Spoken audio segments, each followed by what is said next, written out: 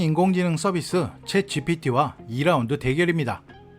오늘은 필리핀 이민과 생활에 관한 재미있는 주제들로 챗GPT와 필리핀 13년차 인간 필피디가 또 한 판 붙어봤습니다.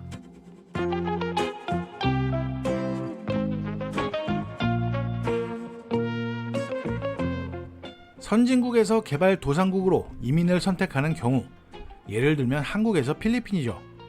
간단하게 정리하면 장점으론 멘탈적으로 여유로워지는 삶과 기회들이 있을 수도 있지만, 단점으론 한국에서 당연시되는 누릴 수 있는 혜택들을 감내해야 되어야만 한다고 설명드렸는데요. 챗봇의 생각은 어떨까요? 선진국에서 후진국으로 이민을 가는 것은 개인의 목표와 상황에 따라 몇 가지 장점이 있을 수 있다. 다음은 잠재적인 이점이다. 생활비는 많은 저개발 국가들에서 생활비는 선진국들보다 상당히 낮을 수 있다. 이것은 더 높은 생활 수준이나 더 많은 돈을 저축할 수 있는 능력을 허용하면서 한 사람의 돈이 더 멀리 갈 수 있다는 것을 의미할 수 있다. 문화적 몰입은 저개발 국가로 이민을 가는 것은 다른 문화에 몰입하고 그것에 대한 더 깊은 이해를 얻을 수 있는 기회가 될 수 있다. 이것은 개인적으로나 전문적으로, 특히 이 문화 간의 의사소통이나 국제적인 사업에 관심이 있는 사람들에게 풍요로울 수 있다.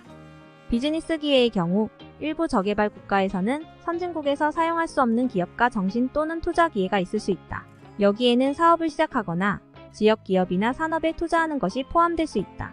후진국으로의 이민은 특히 지역 경제에서 수요가 있는 전문 기술이나 전문 지식을 가진 사람들에게 경력 향상의 기회를 제공할 수도 있다.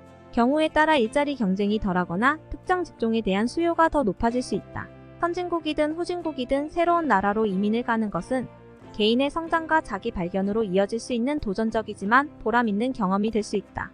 그것은 새로운 기술을 개발하고 회복력을 기르고 시야를 넓힐 수 있는 기회가 될 수 있다.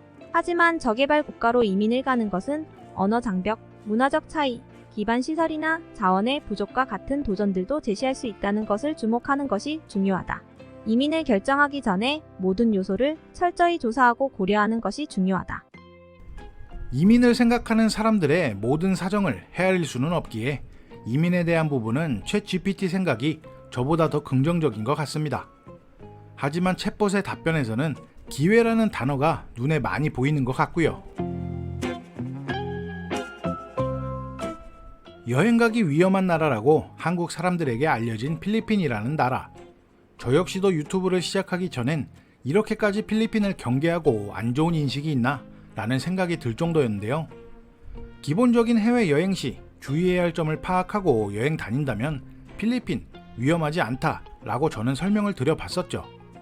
챗GPT의 생각을 한번 들어보실까요?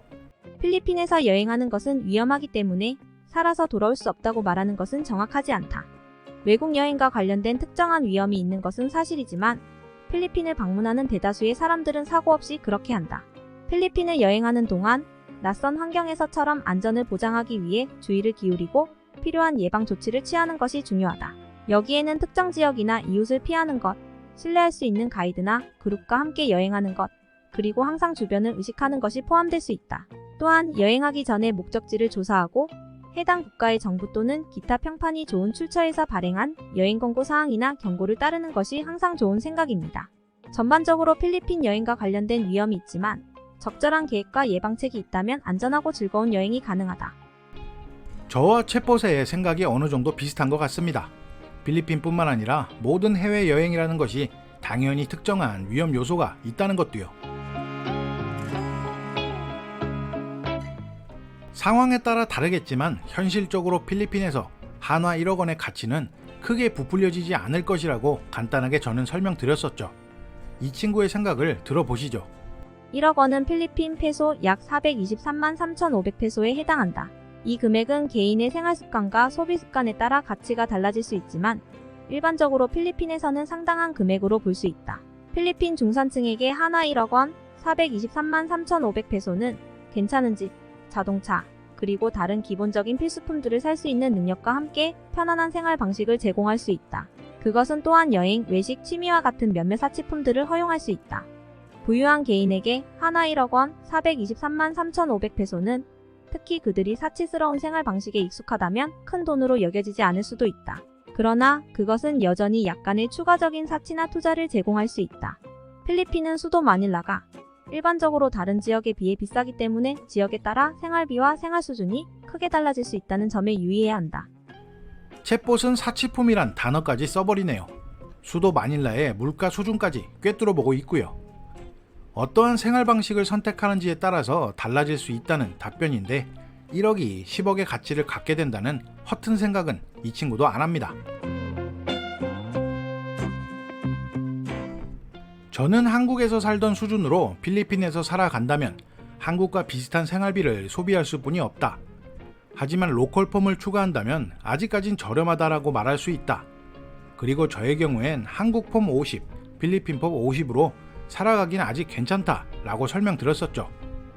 그럼 일반적인 AI의 입장에선 어떤 진단을 내릴까요? 한국인들이 필리핀에서 생활하는 비용은 장소, 생활 방식, 선호도 등 다양한 요인에 따라 달라질 수 있다. 일반적으로 필리핀의 생활비는 한국을 포함한 많은 다른 나라들에 비해 낮다. 예를 들어 숙박 비용은 주택의 위치와 유형에 따라 달라질 수 있다. 도심의 원룸형 아파트는 월 2만에서 3만 5천 페소 약 50만 원에서 80만 원, 도심 밖은 월 1만에서 2만 페소 약 25만 원에서 50만 원 수준이다. 식비와 외식비도 달라질 수 있다. 로컬 레스토랑에서 식사하는 경우 한 끼에 100에서 200페소 약 2,500원에서 5,000원, 고급 레스토랑에서 식사하는 경우에는 500에서 1000페소 약 1만 2천원에서 2만 5천원 수준이다. 교통비, 공공요금, 유흥비와 같은 다른 비용들도 생활비에 영향을 미칠 수 있다. 전반적으로 필리핀에서는 생활 방식과 선호도에 따라 비용이 달라 적당한 예산으로 편안하게 생활하는 것이 가능하다. 몇 가지 예시지만 이해하기 쉽게 기본적인 데이터를 바탕으로 30초 만에 깔끔하게 정리를 해주네요. 비싸다, 싸다 의견이 분분하고 수치상으로 그리고 현지에서 살아가는 사람이 느끼는 현실 물가와 관광 물가도 설명을 드려봤던 필리핀 물가. 이 친구는 어떻게 생각할까요? 필리핀의 물가는 지역, 도시, 심지어 이웃과 같은 다양한 요소에 따라 달라질 수 있다. 일반적으로 필리핀의 물가는 많은 선진국에 비해 상대적으로 낮은 편이지만 주변의 일부 동남아시아 국가들에 비해서는 높은 편이다. 생활비와 상품과 서비스 가격은 필리핀 내 위치에 따라 달라질 수 있다. 일반적으로 메트로 마닐라, 세부시티, 다바오시티 등 도시 지역의 가격은 더 많은 시골 지역의 가격에 비해 상대적으로 높을 수 있다. 다음은 2023년 2월 기준 필리핀의 가격 예이다. 로컬 지역 식당에서의 기본 점심 식사 약 2,500원에서 5,000원, 대중교통 편도 티켓 약 300에서 800원, 택시 출발 요금 약 900원, 원룸 아파트의 평균 월세 1만 5천에서 2만 5천 페소 약 25만원에서 60만원, 휘발유의 평균 가격 리터당 60에서 70페소 약 1,450원에서 1,700원, 영화 티켓 200에서 300페소 약 5천에서 8천원. 기본 식료품 품목은 다양하지만 일반적으로 선진국에 비해 낮다. 특히 수입품, 명품, 외식, 교통 등 서비스 가격은 도심에서 상대적으로 더 높을 수 있다. 반면에 지역 농산물, 길거리 음식, 그리고 주택과 공공시설과 같은 기본 생필품의 가격은 시골 지역이 더 저렴할 수 있다. 전반적으로 필리핀은 다른 나라들과 비교했을 때 살기에 적당한 나라로 여겨진다. 그러나 필리핀으로 이주하거나 여행을 계획하고 있는 사람들에게 생활비는 여전히 중요한 고려 사항이 될 수 있다. 필리핀이 다른 동남아 국가들보다 조금 높은 물가라고 챗봇은 말하네요. 그래도 다른 나라들과 비교했을 때 살기 적당한 나라로 여겨진다는 이 친구의 생각입니다. 지금까지 대화형 AI 챗 GPT와 함께 제가 만들어본 영상들의 주제에 대해서 재미삼아 몇 가지 또 답변을 받아봤습니다.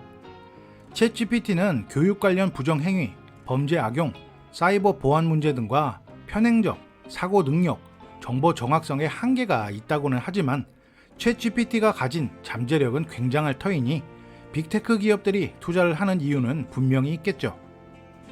오늘 질문의 답변은 전문 분야에서 상상을 초월할 만큼 뛰어난 능력치를 보여주고 있는 것 같은데요.